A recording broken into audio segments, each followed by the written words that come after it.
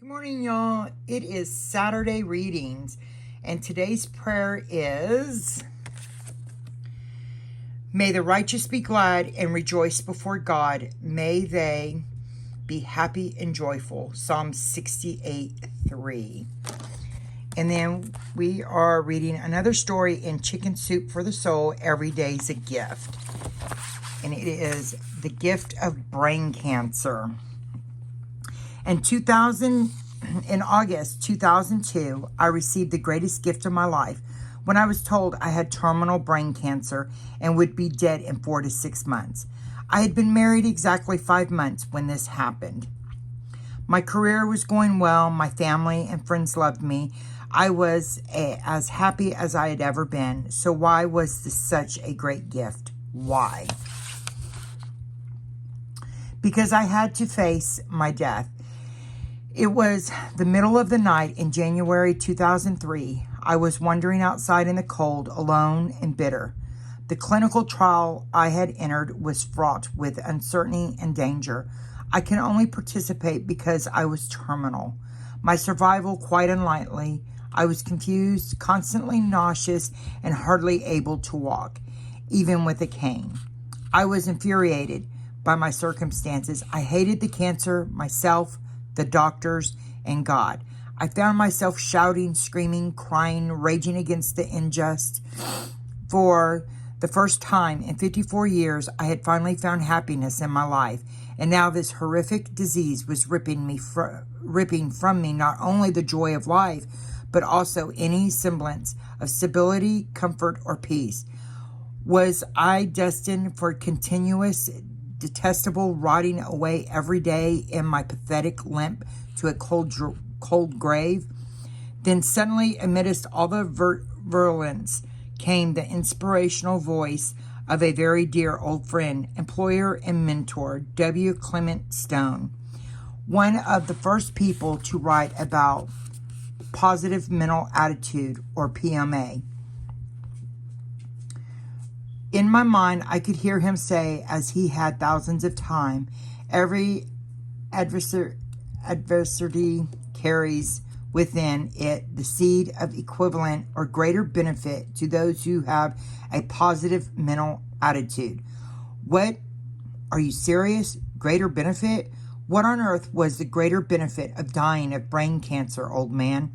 I was unaware that Mr. Stone had passed away just 5 months earlier at the age of 100. His words kept running through the part of my brain that was still functioning. Not some adversity, he had said, but every adversity carries within it that seed of equivalent or greater benefit. You have to be kidding. Fortunately, the many years of his being my mentor, teacher, and hero had left its mark. The words, I reasoned, were ablaze like sun above my head. He used, I reasoned, frequently, very often, in describing critical situations he faced in life. Once a loaded gun was held to his head by a desperate, depressed, and hopeless person who told him that he had lost everything. He was going to kill Mr. Stone and then turn the gun on himself.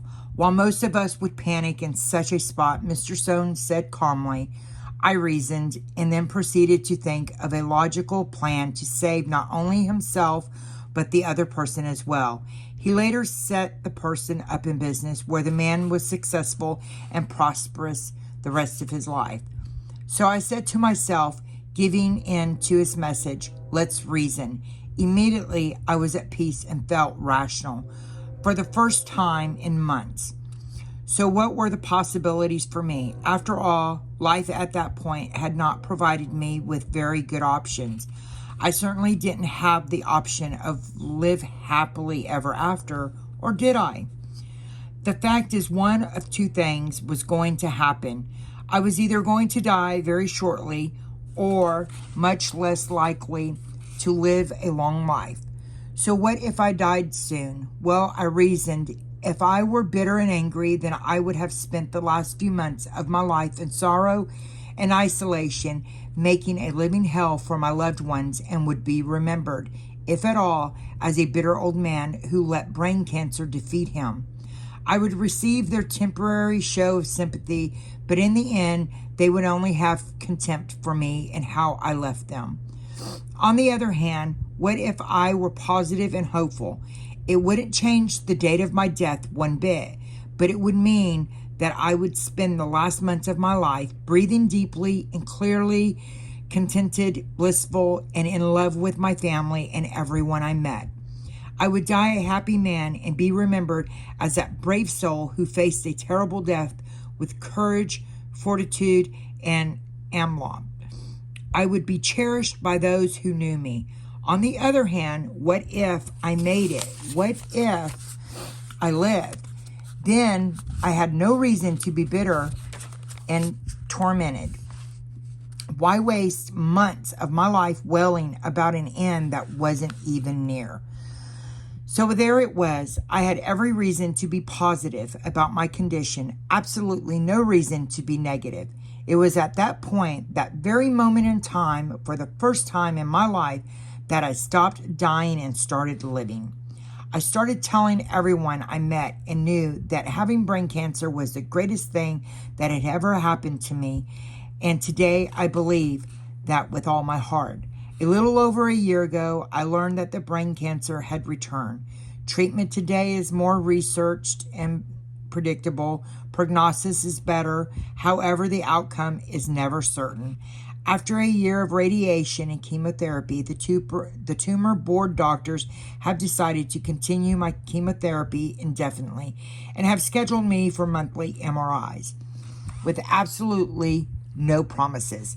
How has this disturbing news affected me?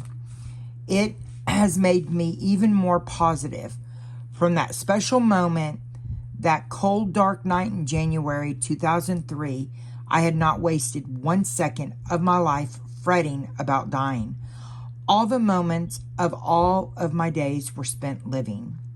Brain cancer, the first time, made me a better man. The second time is making me a good man. Brain cancer is the greatest thing that has ever happened to me. So what about you? Will you have good things and bad in life? Sometimes life will give you great fortune. Other times it will rip you like a brick across the face. What happens to you will happen. And only you have two ways to respond. You can be positive and happy or negative and miserable. That's it.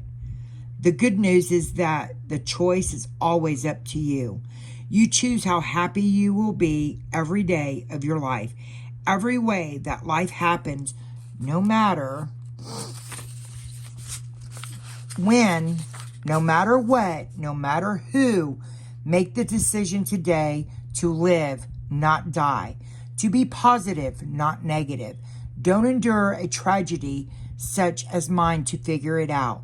Live every day, live every minute, live every second of your life. Tom Shum. Thank you guys so very much for joining me, and God bless you all. And in Jesus' name, may you all have a wonderful, joyful, prosperous, fulfilled life. And until the next time, y'all, take care and enjoy. Bye.